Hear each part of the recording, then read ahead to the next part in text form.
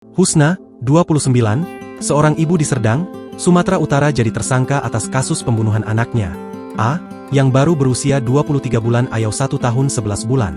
Husna tega membuang bayinya sendiri di Desa Karanggading, Kabupaten Deli Serdang, pada 29 Oktober 2024. Kepada sang suami, Husna membuat skenario berbohong jika bayinya hilang setelah jatuh ke kolam ikan.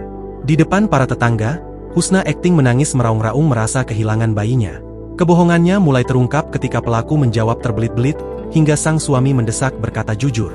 Lalu, keesokan harinya pada Rabu, 30 Oktober 2024. Akhirnya, terduga ini pun mengaku bahwa telah membuang korban ke dalam parit. Warga pun mendatangi lokasi yang dikatakan pelaku, jasad korban ditemukan di dalam parit. Pelaku telah ditetapkan menjadi tersangka.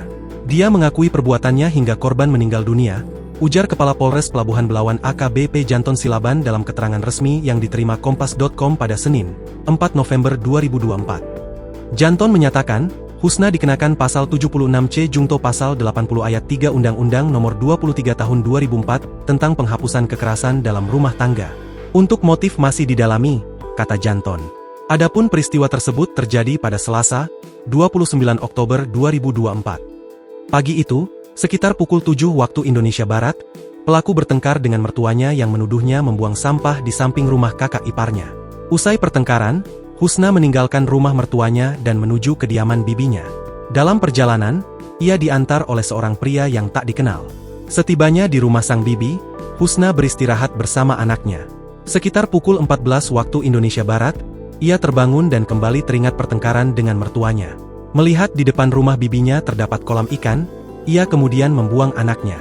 Usai kejadian, Husna kembali ke rumah bibinya dan memberitahu keluarganya, termasuk suaminya, bahwa anaknya jatuh ke kolam ikan. Warga sekitar sempat membantu memastikan situasi tersebut, hingga akhirnya pelaku mengakui perbuatannya. Husna kini telah ditangkap Polres Pelabuhan Belawan pada Rabu, 30 Oktober 2024, sekitar pukul 23 waktu Indonesia Barat. Janton menambahkan, petugas masih mendalami keterangan pelaku.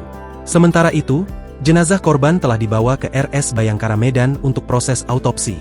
Download Tribun X sekarang, menghadirkan lokal menjadi Indonesia.